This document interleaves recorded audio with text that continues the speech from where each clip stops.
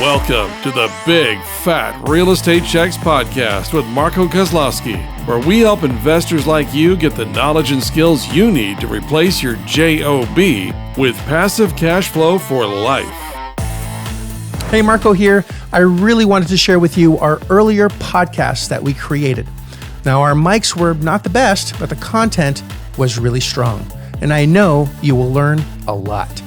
We had an absolute blast recording this, and I know you're absolutely going to love it as much as we loved recording it. This extremely content-rich information will not only give you the edge in your real estate investing business, but in everyday life. Enjoy.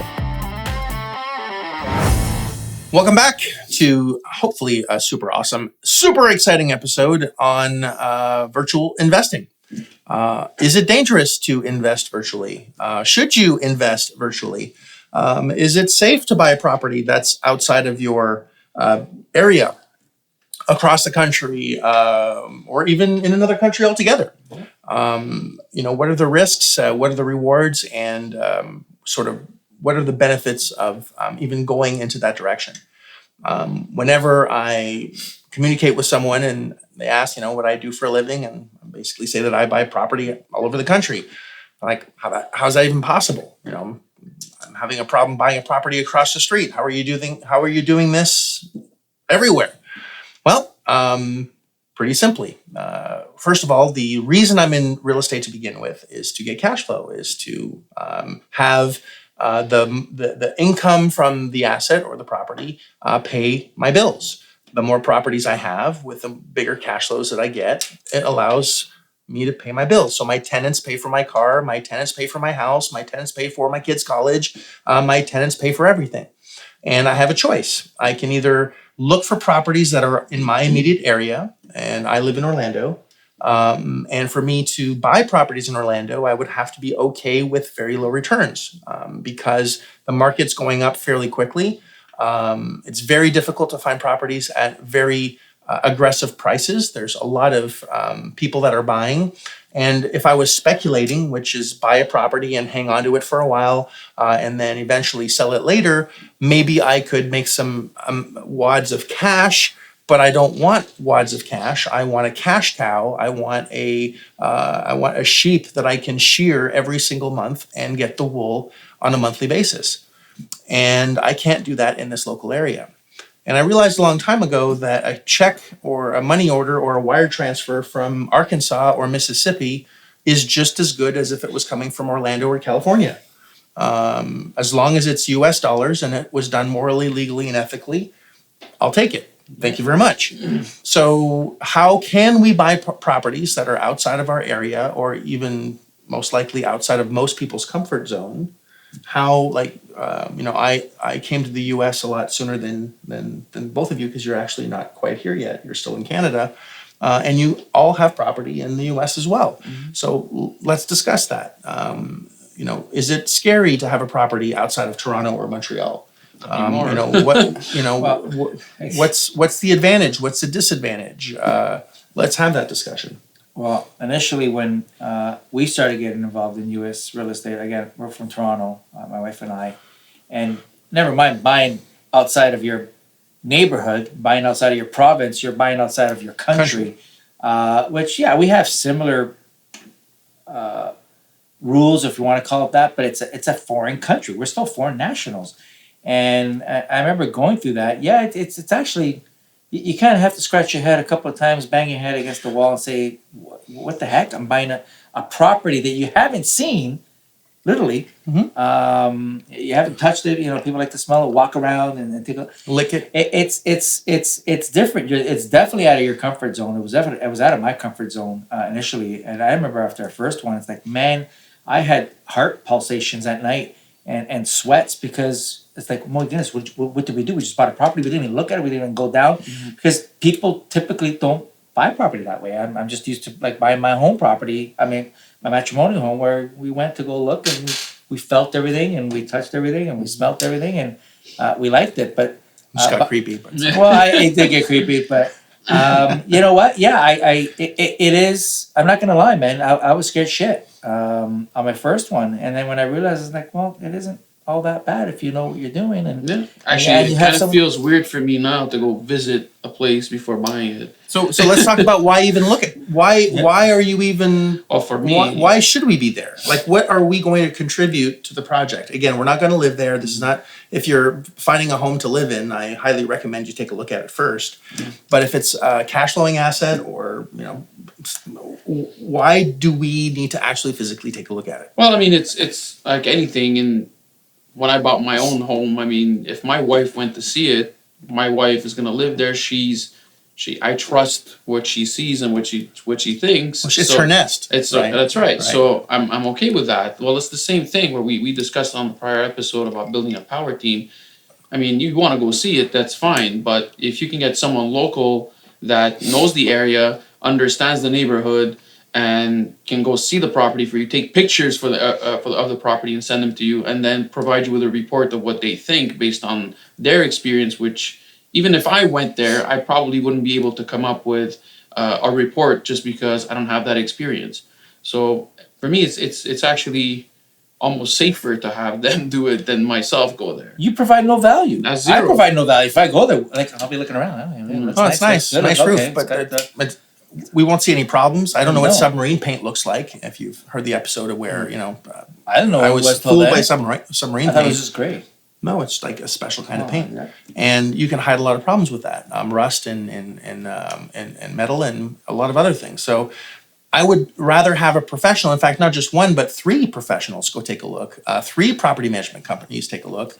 They know the area, they know the location, they know if it's a ghetto area, if it's a dangerous area, if it's a safe area, what's happening in the area. Is it an up and coming area? Is it a declining area? I would never know those things being a non-local. In fact, I don't even know what's going on in Orlando because I'm so busy doing what I'm doing. I don't know this area that well. I'm not going around in my car driving for dollars like I know a lot of people do, right? Yeah. They think real estate is hopping in your car and looking for vacant properties and, spending hours and hours in gas, Being a bird dog. being a bird dog trying to find properties. Fuck that.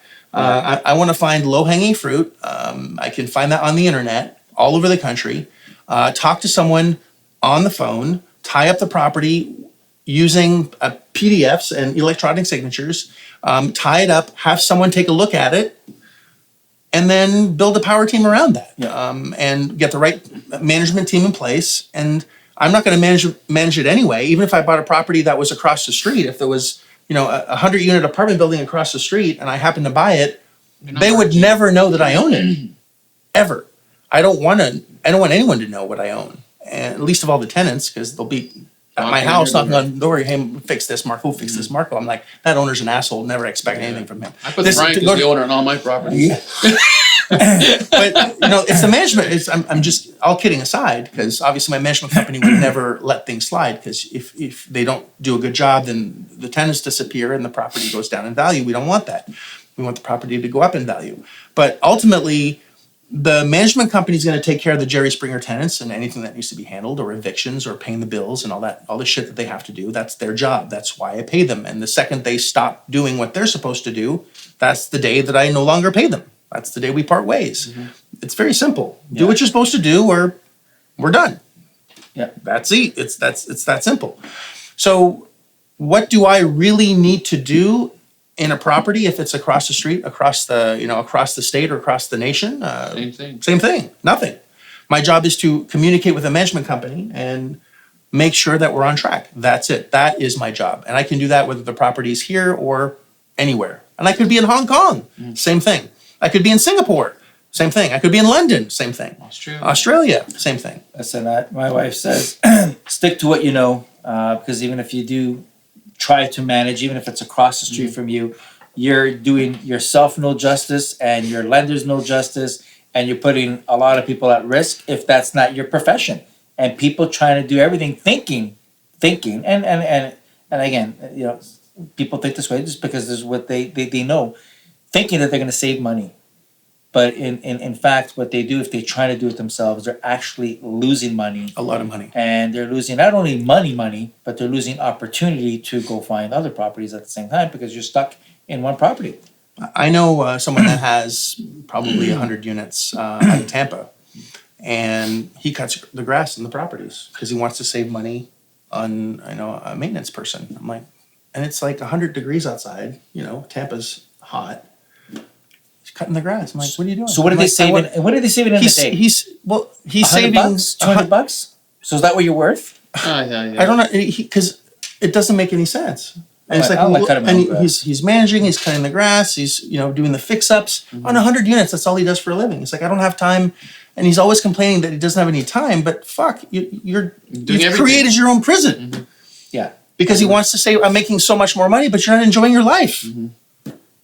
Well, again, to save what, $5,000 a month, maybe. He could have bought an extra 100 units with that time, and then had. But is it saving $5,000 a month? It's not, because it's his equipment, his time, his gas. Things go. If the machinery breaks down, you're spending more His money, life. and your time, which can be looking like your opportunity cost. Yeah. You can't be looking for other properties. You're stuck cutting grass and weed whacking. Forget it. Forget about it. No way. Well, not only that, but go buy another property that is also managed and make another $50,000 a month. So essentially, what we're saying is that if you have the right systems in place, because it's all about systems, you can pretty much do anything in terms of buying a property, whether it's across the street, because using the same system, you can buy the property across the street, or buying a property that's 1,000 miles away. It's all the same. And the beauty is that you can do it from the comfort of your own home, in front of your computer, in front of your phone, or you can be on vacation dealing with properties in terms of the purchasing process. You can do that from pretty much anywhere in the world. Now that we have the internet, we have the good cell phone plans. Although you guys have it better here than we have. Listen, I think when I first started, I think I phoned you. I was at Disney, at Disney World, at Magic Kingdom, where I was closing on one of my single family homes. Yeah. Right from Disney. That's where I negotiated. And they said I was talking to the title company, and again, I haven't seen the property. I haven't even seen some of my tenants. Nor should you.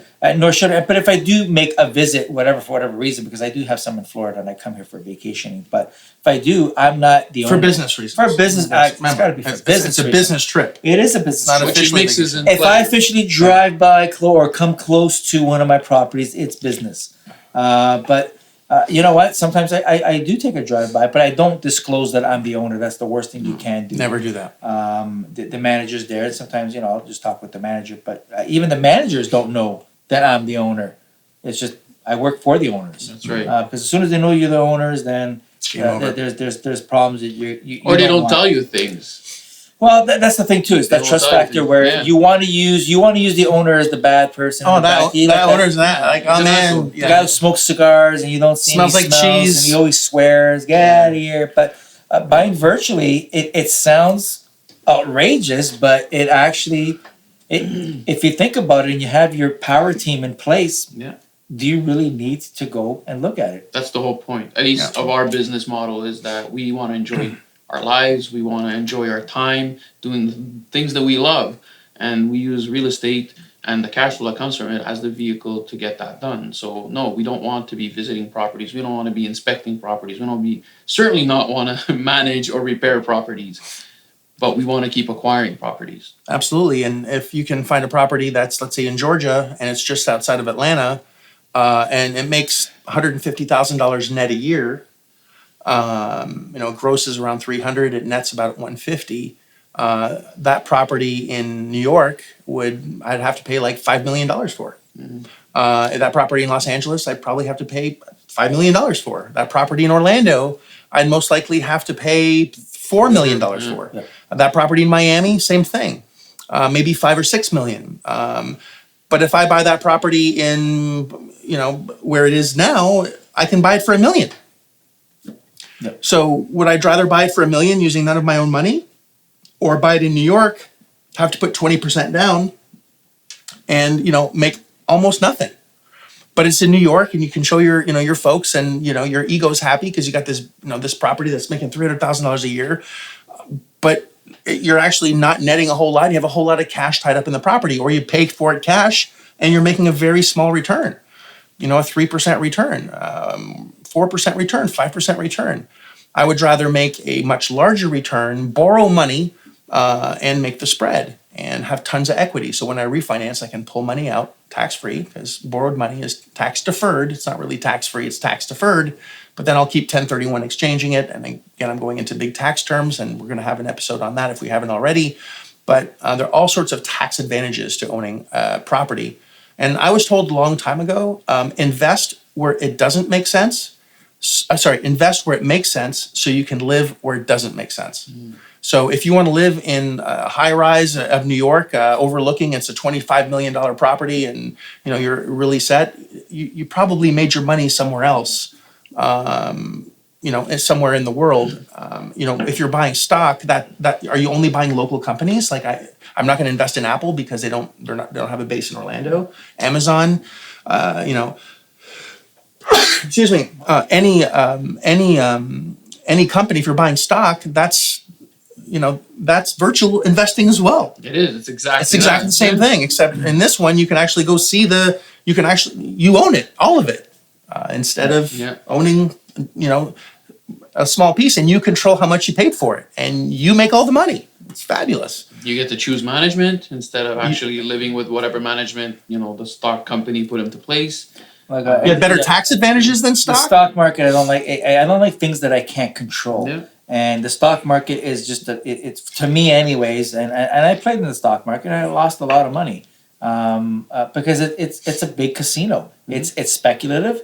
It's geopolitical news. If anything happens, the shits goes down and for no particular reason, and you just lost like $1 trillion gets wiped out just like that because of geopolitical news, or something happened, or there's a whatever, anything that triggers it, you can lose it. I don't like not controlling things, and I got out of the stock market. We didn't know that. Yeah. But at the same I'm not token, a control freak. That I won't do. But on the same token, though, we don't control the real estate market either. And will the market go down? Yes, but the tenants are still going to pay rent.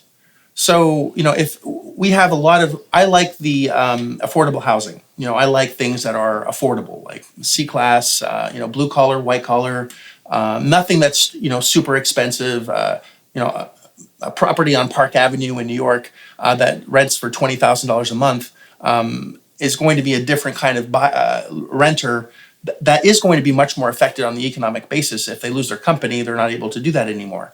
But someone that makes $400 a month, if they're on welfare or they're on food stamps or they have a job, a part-time job or blue collar, they can always afford $400, $500, $600, $700 a month.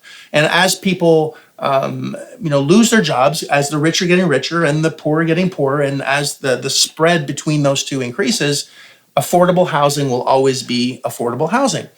And the rent is always going to get paid.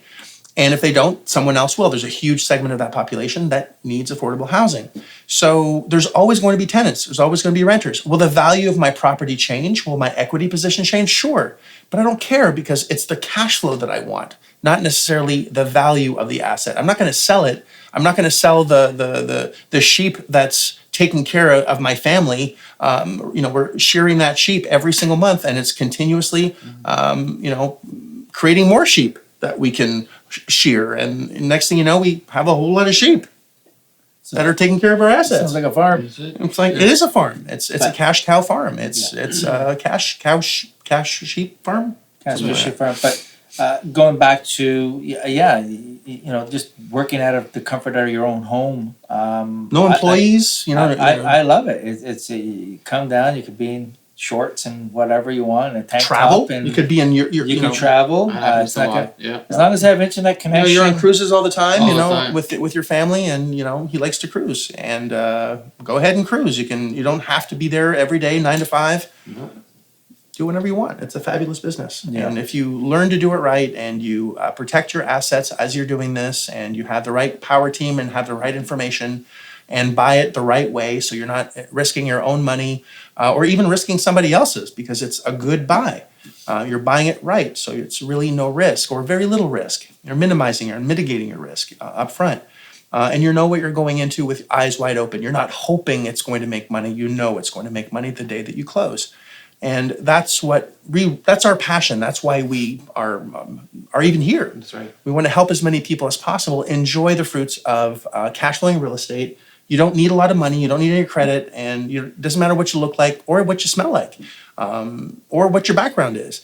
As long as you apply yourself, you can buy a property from anywhere and just have a much, much better life with better choices. And I really hope to see your results very soon. Thank you, gentlemen, for, I think this was a pretty good episode. And if you liked it, let me know. Marco@marcokozlowski.com. Send me an email, and I'd love to hear from you. Thanks so much for joining us. We'll see you on the next episode. If you like this episode of Big Fat Real Estate Checks, then show some love by leaving a comment and a good rating. Also, as a thank you for tuning in today, we've got a special free gift. The journey to passive cash flow for life starts by finding deals, and it's easier than you think. Simply go to getdealsbytuesday.com, enter your email address, and we'll send you a free quick start course called Deals by Tuesday. Even if it's 11 p.m. Monday night, this course will show you how to find discounted real estate deals by Tuesday. It's that fast and simple. Go to getdealsbytuesday.com and start your journey toward life-changing cash flow today. Thanks for tuning in, and we'll see you on the next episode.